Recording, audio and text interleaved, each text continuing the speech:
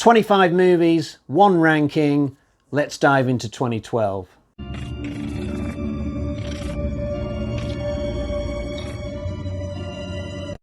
Hi guys, so I've actually seen 30 films from this particular year, bang on 30, but as has been my tradition throughout this series, I'm just going to be ranking my top 25. So we've got 5 dishonourable mentions that didn't make the list.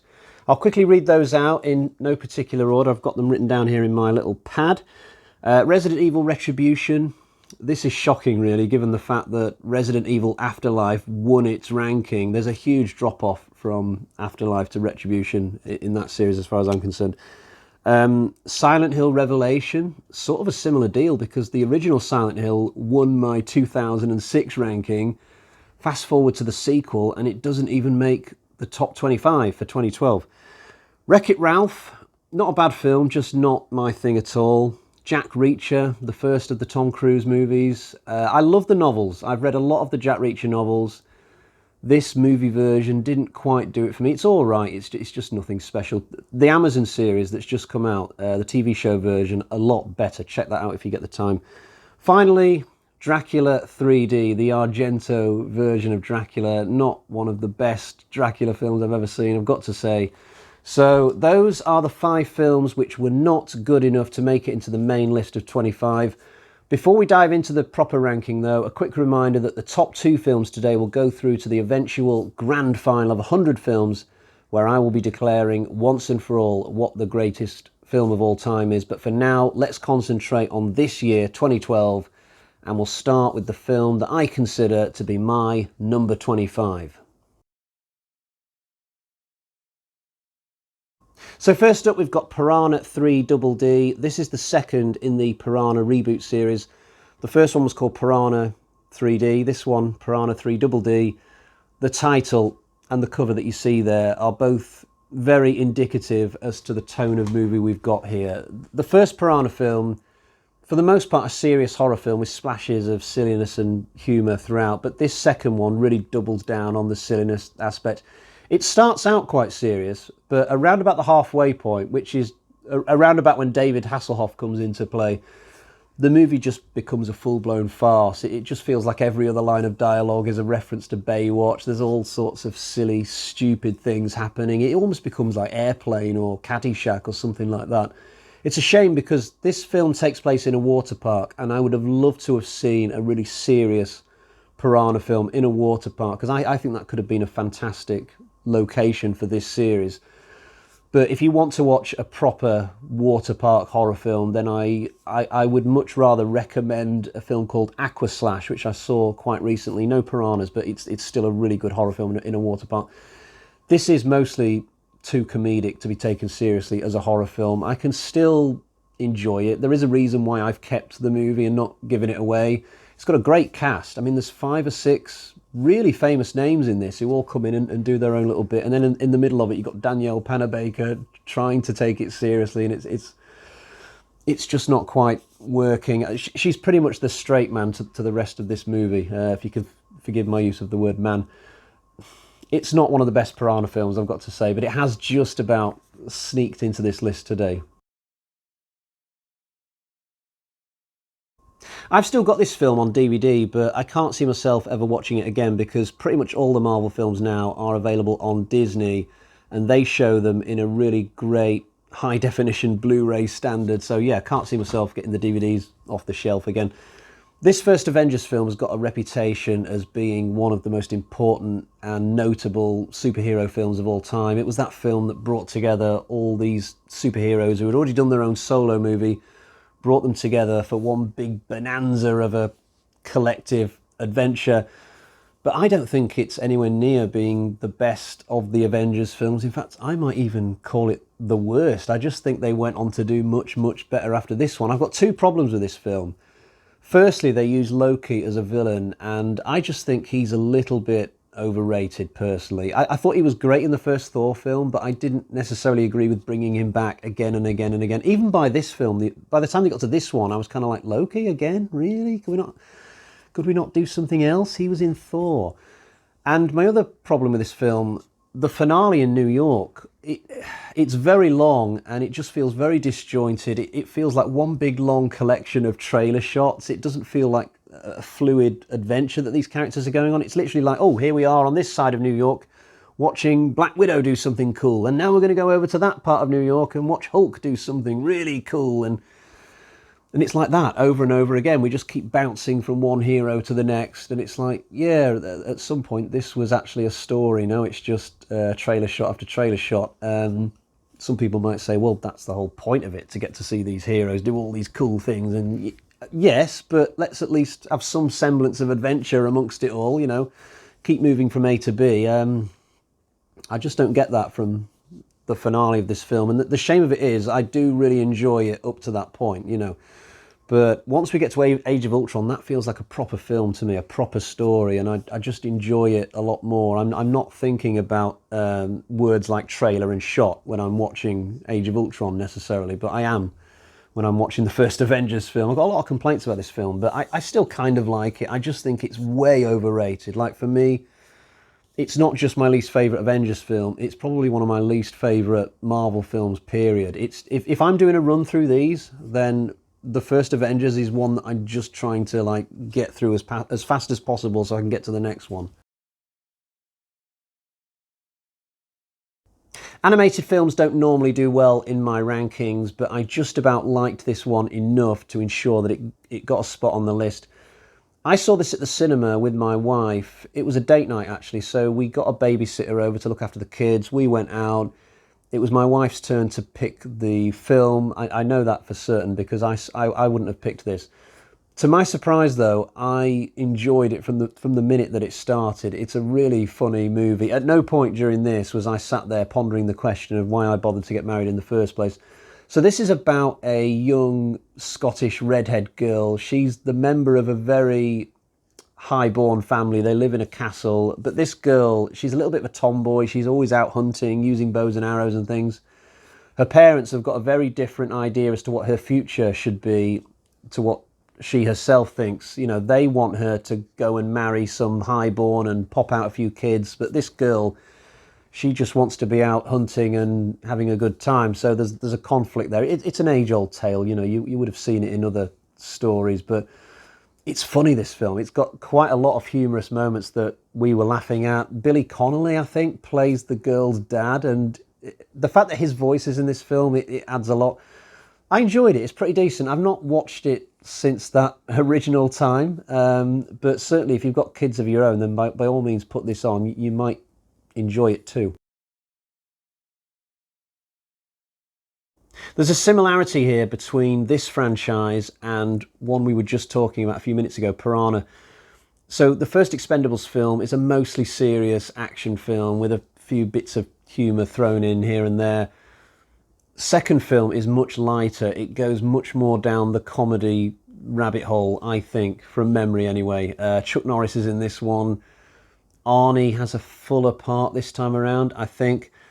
Now, just to recap, I was quite disappointed with the first film on original viewing because I went into it wrongly thinking I was going to get one of the best action films of all time because of all these big names that were in it, and it certainly wasn't that. There was an overuse of CGI, and it just wasn't that good. Second time around, I was much more relaxed going in, and I certainly didn't expect very much with number two. So with that state of mind, I actually found myself really enjoying it, really enjoying the humour. And as of today, I think Expendables 2 is probably my favourite of the bunch, although I've not seen 3 yet. There's a fourth film on its way. I'm going to have to do a full run at some point. I did manage to get the original film on Blu-ray the other week for like 50p or something. I was like, oh yeah, I'll have that if it's that cheap. So I've got the first film on the shelf ready for me to start another run through these films. I'm going to have to do it. But yeah, Expendables 2 for me, as of right now today, is the best of these films. So this is the first of 2 Amazing Spider-Man films. I think Andrew Garfield played Spider-Man in these. They're just as good as any of the other films. I kind of feel like all Spider-Man films are the same when it comes to quality. They're all very good, enjoyable adventures, but none of them I would call brilliant, and certainly none of them I would call poor. Spider-Man 3 has a bit of a reputation for being bad, but I've seen that a couple of times. I thought it was all right. Probably my favourite one is Spider-Man Far From Home, because he goes to all these cool places in Europe, and I found that more interesting than a lot of the other ones. As for this one, the Amazing Spider-Man 1, I don't remember that much about it, aside from the fact that the villain was quite reptilian. I think he was some kind of croc man, and Spidey had to follow him into a sewer and a school at one point, maybe. Gwen Stacy is the love interest this time, rather than MJ, like it was in the first 3 films.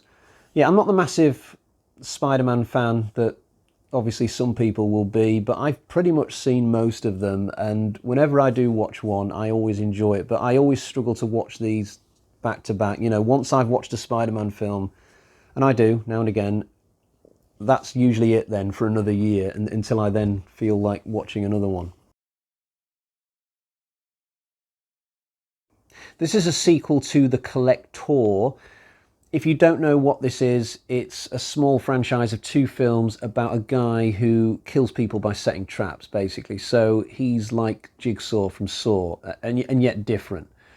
Jigsaw is more about setting up a game that might just happen to have traps as part of the game.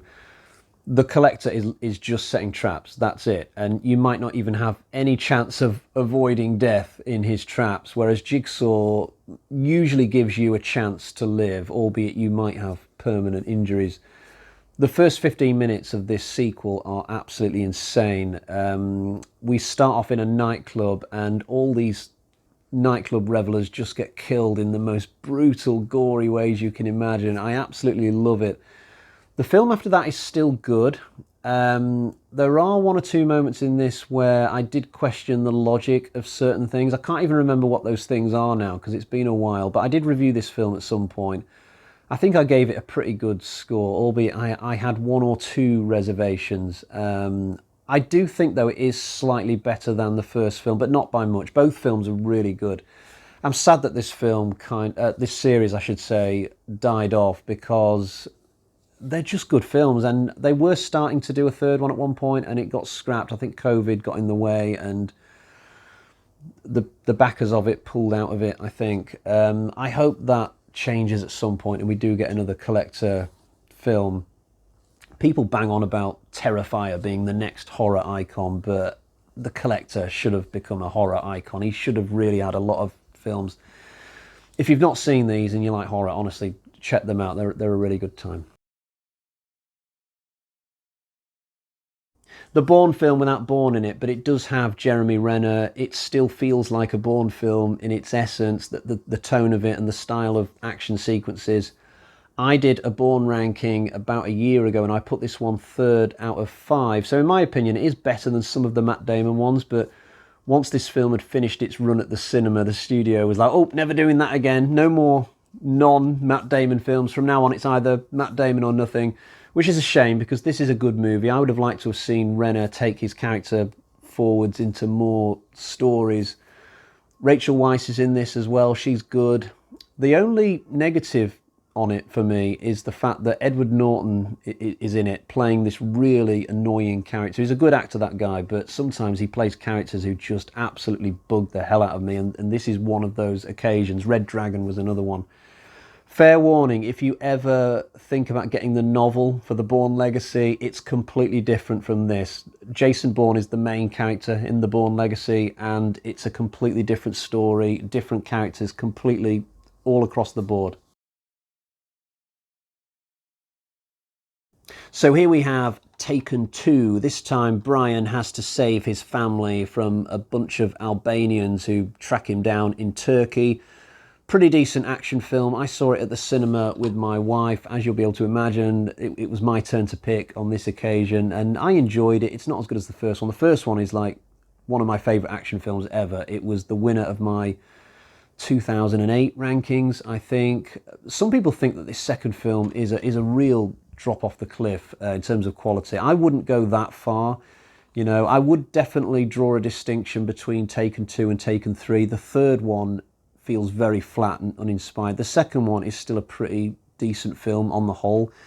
It says here, extended harder cut. I didn't notice any difference between the DVD version and the cinematic version. Apparently this one is 6 minutes longer, but I honestly didn't notice when I was watching it. I'm pretty sure I would have selected for the extended version when I put it on, but whatever. So yeah, pretty good action film, but not as good as the first one. Taken 2 is the middle quality film in this series. You know, you've got the brilliant number 1, the crappy number 3, and then number 2 is kind of like, all right, you know. This is a very meta, one of its kind sort of film. So at the start of this, you think you're getting just another cabin in the woods film, hence the title. But then it turns out that near this cabin is a really high-tech underground facility controlling what's going on in the cabin. And then it turns out there's a god in charge of the high-tech facility. And I won't give anything else away, but it's an absolutely crazy film. You get so many things in this that you didn't expect. It's very original, really cool. I'm sort of sad that they didn't go on to make some sequels. I would have liked to have seen different people turning up to these cabins and having completely different horror experiences. And if you've seen this film, you'll know what I mean when I say that and phrase it like that.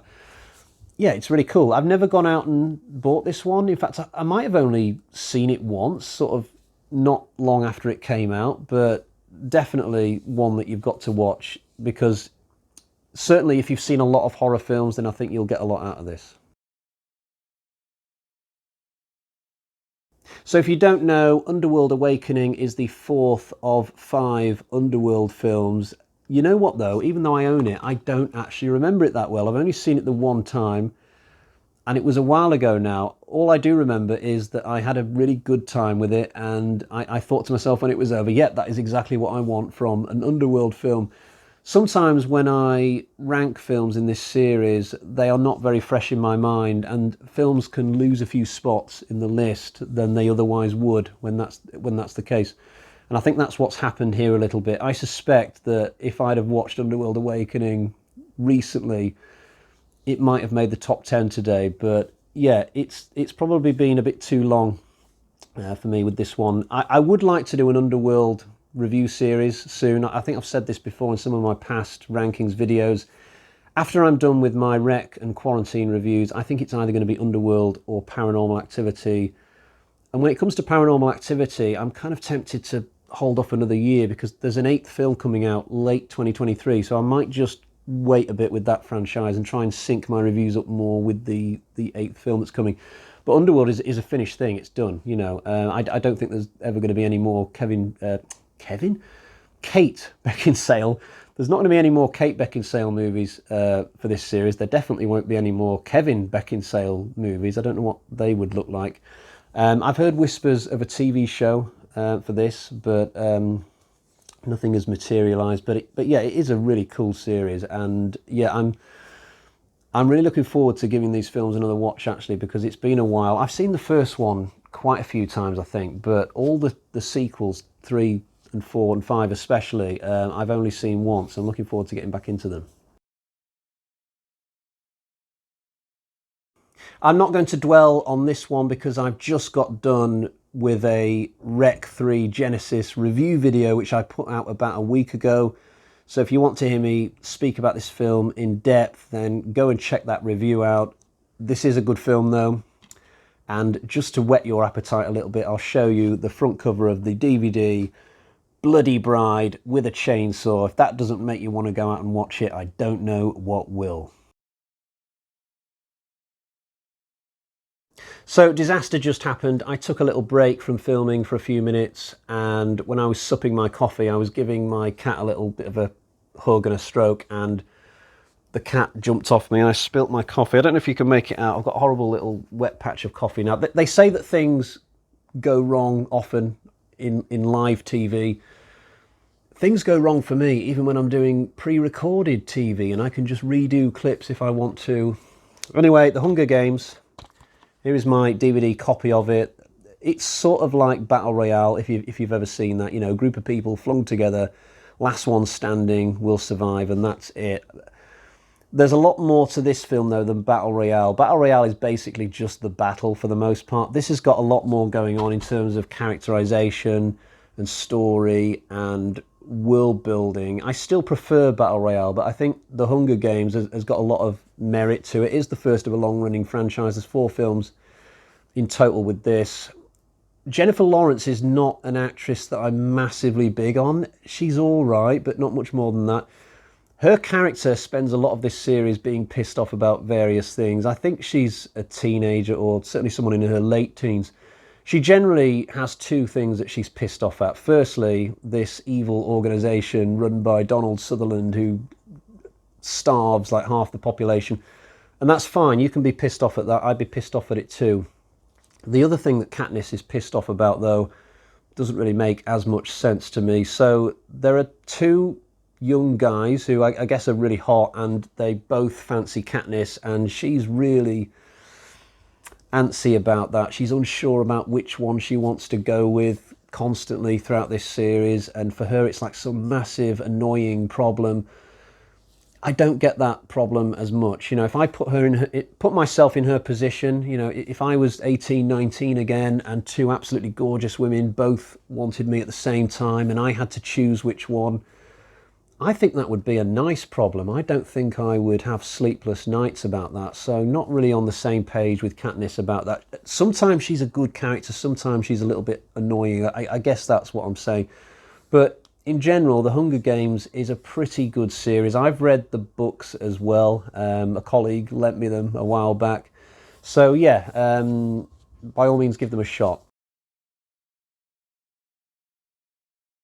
A new shirt, a new day. So The Hobbit then. I've always enjoyed anything to do with Middle-earth. I do think this Hobbit trilogy doesn't quite get the same recognition as the Lord of the Rings trilogy. I think that's a little bit unfair. I went to watch this one at the cinema with my wife. This was more of a mutual pick between us, actually, from memory.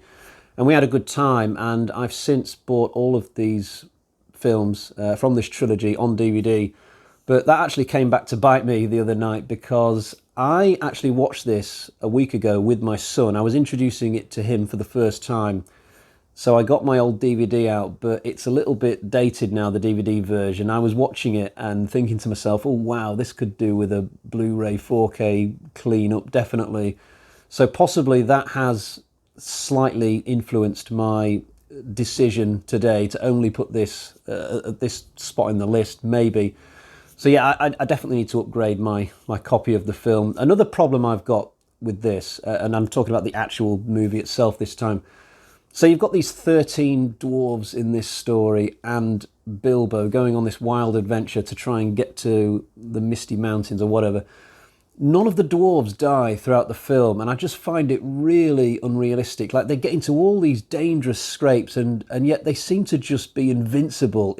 I've always found it an off-putting part of this. Apart from that thing, that one thing, the actual movie, the rest of the movie is really enjoyable. It's brilliant, actually, for the most part. But yeah, it just nags on me a little bit that none of these dwarves die. Maybe it's the horror fan in me. I'm so used to watching films where the cast gets whittled down throughout the story, but in this film, it's a little bit bizarre. I get the fact that Tolkien originally wrote this as a children's story, but still, for the film version, I think they should have just tried to put a little bit more realism in there, because I think by the end of this episode, I think that there shouldn't have still been 13 dwarves left standing. It's just insane. But like I said, I like anything to do with Middle-earth. I've seen all the Lord of the Rings films, all the Hobbit films, and I wouldn't mind trying that new series on Amazon. I'm just currently getting to the end of House of the Dragon, and then I'm going to move on to the Rings of Power, as it's called. This is a Hammer film, believe it or not. So as a studio, Hammer went decades without releasing any movies, and then suddenly in 2008 they got back into the game again and started putting stuff out there again. Out of all their newer output, though, I think The Woman in Black is the most like the sort of film that they used to be famous for doing back in the 50s, 60s, 70s, you know, gothic horror film set in the early 19th century, late 18th century.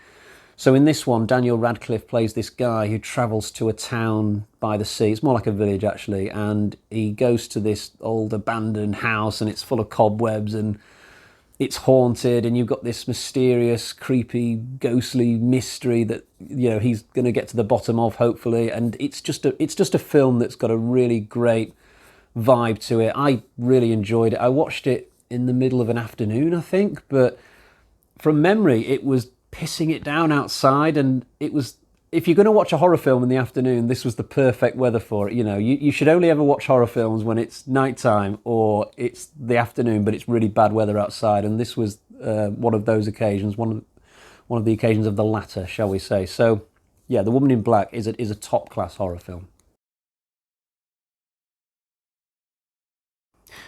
Paranormal Activity 4. So in this one, there's a blonde teenage girl, and the gimmick this time is that the ghosts materialize via some kind of computerized effect. I don't know if you can make that out.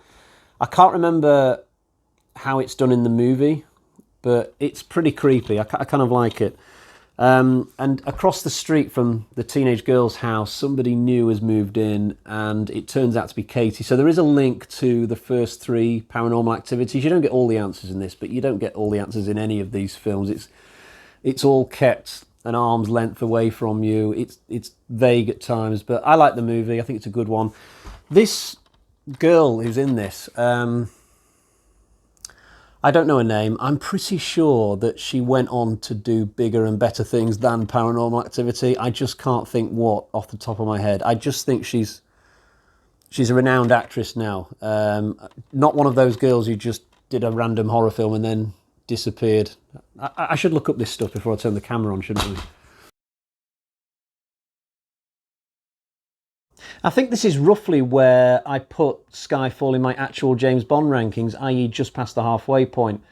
It is a great film, this, although for me it has one or two things about it that just bring it down a peg or two, at least compared to other Bond films. So the pre-title sequence is not one of the best in the franchise by a long shot, and the finale certainly isn't. I mean, Bond and Silver don't really have any kind of decent confrontation with which to finish this film off. Most of the best things in Skyfall are roughly in the middle. The Shanghai scenes, the train chase, M in the courthouse. I think that might be the highlight of everything, actually. I love the way that part of the story is shot. But you know what? I think the thing that I might actually love the most about this film is just the wider acclaim that it got from non-Bond fans. That was nice to see. This is a really, really good horror film about this guy who moves his family into this new house, and in the attic he finds this box full of videotapes, and when he puts one on, it shows a family being murdered by someone, but the person doing the murdering is off camera, so you can't see who it is. It's a fantastically creepy setup because you've got no idea whether the perpetrator is an actual human being or whether it's something supernatural. The only problem I've got with this film is just the lack of logic in terms of how slowly this guy watches the videotapes. Because if this was real life, you would watch all the videotapes in one night. You'd feel compelled to. But this character, he watches one tape one night and then he waits another night to watch the second tape, and it just doesn't really make sense. Like, there was this Netflix show called 13 Reasons Why, where this teenager, he came across these bunch of cassette tapes from a girl who committed suicide, and same thing, he listened to one tape, one episode, another tape, and I was thinking, no, you wouldn't do that. You'd just listen to them all straight away. And it's the same in Sinister. But if you can ignore that one thing, this is a genuinely scary film. Honestly, I had gooseflesh watching this for the first time. And there's a sequel, which I watched in the cinema because I was so impressed with this first one. This is a really long 3-hour film set across multiple timelines, across multiple centuries, in fact, featuring completely different sets of characters in different situations, different adventures. But I think the idea is that we're watching the same souls in different bodies throughout time. The idea is in this that once you die, you get reborn as somebody else, but the new person will not remember the old person, if you see what I mean.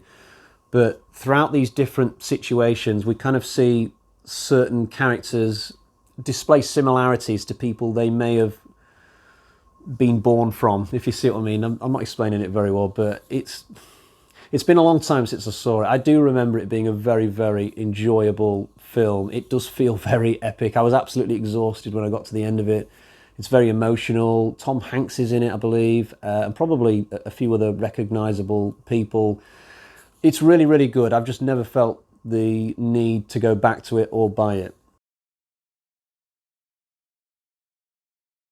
This is my personal favourite of the Christopher Nolan Batman trilogy.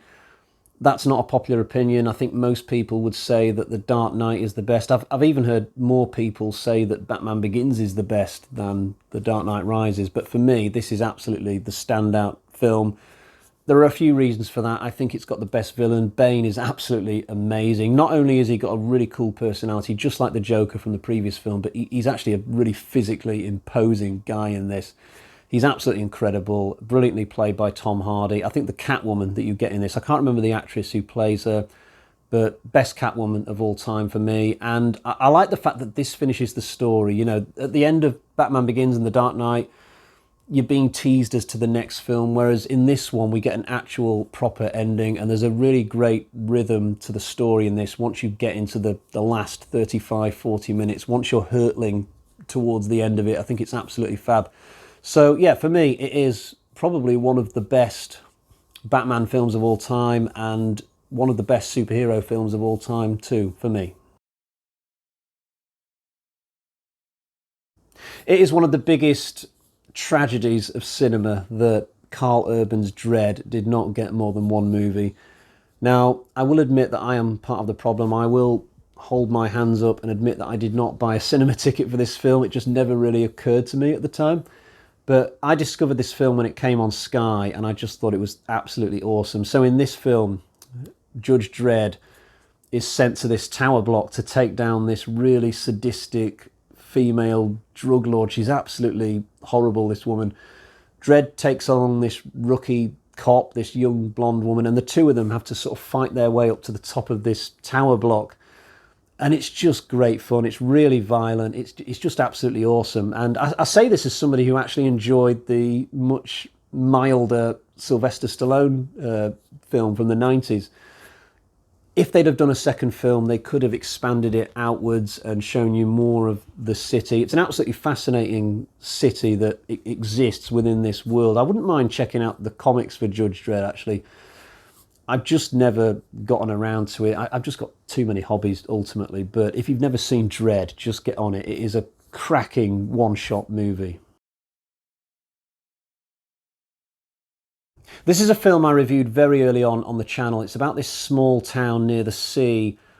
An outbreak starts and people start dying left, right and centre. It's caused by this company who I think have released some toxic chemicals into the water or something. So anybody who drinks the town's water or comes into contact with water will catch the disease. I can't remember if people can give it to other people just by touching them as well, maybe. But we follow all these different sets of characters and groups as they try and deal with this situation. And every now and again throughout the film, some of these characters will just die and then we'll stop following them. We mostly follow this one journalist as her and her cameraman go around filming the whole thing. I think a lot of this film might be found footage, actually, but I mean, it's been a while since I saw it, but I've always wanted to get this for my collection and I've just never gotten around to it. Off the top of my head, it's one of the best horror films about a random disease that I can think of. This is a war film about the CIA's hunt for Osama bin Laden. Now, I believe that when this film was in production, bin Laden hadn't actually been caught in real life. So the original intention of the film had been to make a kind of Zodiac type film. I mean Zodiac by David Fincher, you know, where you're watching a search for a villain, but the search proves fruitless. You know, I think that was the original idea of Zero Dark 30. But then bin Laden was actually caught, and so they had to completely reshape the movie halfway through filming it. So I guess they would have had to have just completely tacked on a different final act where they do actually find bin Laden. Now, I can't picture what the film would have looked like before, obviously, because we only get we only got to see one version, but the film that we do get is really, really strong. I enjoyed it a lot. We follow most of it through the eyes of this one CIA agent played by Jessica Chastain. I'd never heard of this actress before this film, but she's brilliant in this film. And I've noticed that since this came out, she's got a lot more opportunities to do very big Hollywood films. So maybe this was the film that really put her on the map. I'm not sure. Check this out, though, if you've never seen it before. I saw it in a packed cinema midweek one night, standing room only, and there was nothing but silence throughout the near 3-hour runtime of this, because it was just really intense watching this search for Bin Laden. I knew how it was going to end, but still, it's quite a gripping film, so highly recommended. This is another one that I toddled off to see by myself at the cinema. It's a Western, directed by Quentin Tarantino. Very, very good film, hence why it's come this high for me today.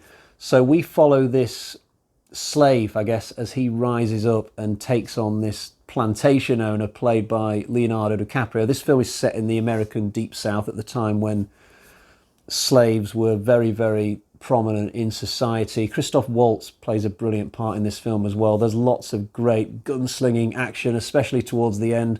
Samuel L. Jackson plays this amazing role. He's absolutely fantastic in this. There are a few recognisable actors who pop up now and again, including Tarantino himself in a very humorous scene.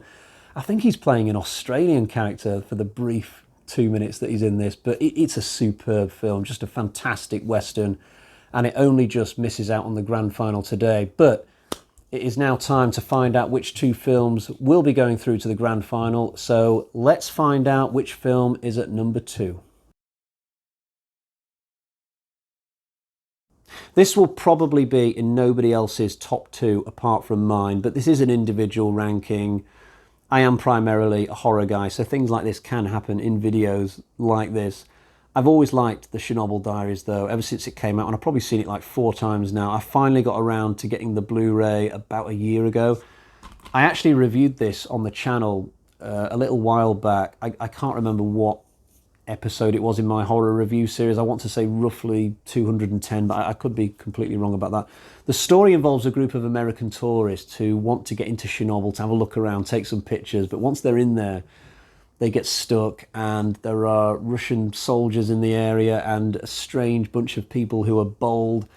There's even a bear knocking around. There's a lot going on in this. There are a lot of different threats, and the atmosphere is just fantastic. I think it helps that they did actually film some scenes in Chernobyl. Not a whole lot of them, but just enough to convince you that the rest of the movie takes place in Chernobyl. There's a fantastic character who's like this Russian tour guide. He's just got a great personality, and yeah, I've just come to really, really love this film over several viewings. I probably didn't even think it was that brilliant on first watch, but here we are today doing this rankings of 2012 films, and out of 30 films that I've seen, the Chernobyl Diaries, this little-known horror film, has come number 2. Isn't that sweet? Right, let's now move on and find out which film beat the Chernobyl Diaries into the top spot. Yeah, we have an Aliens film at number 1, and it is Prometheus. I am a massive fan of this franchise. I've got all the movies. I've even got Aliens novels. I've actually got a compendium of comics that is Aliens. So yeah, I'm very much an Aliens guy, and this is a fantastic movie. It's been a long video, so I'm not going to get too deep into a discussion about the various themes that Ridley Scott put into this film. It can be very deep if you want it to be, this movie, or you can just enjoy it as, you know, a typical sci-fi adventure where people get picked off, and at the end we get an alien and a few other strange things happen here and there. Quick word on the fact that this is a 4K. This is one of the best 4K upgrades I have ever seen. Literally, my eyes were popping out of my skull watching this. It's incredible how clear this movie is.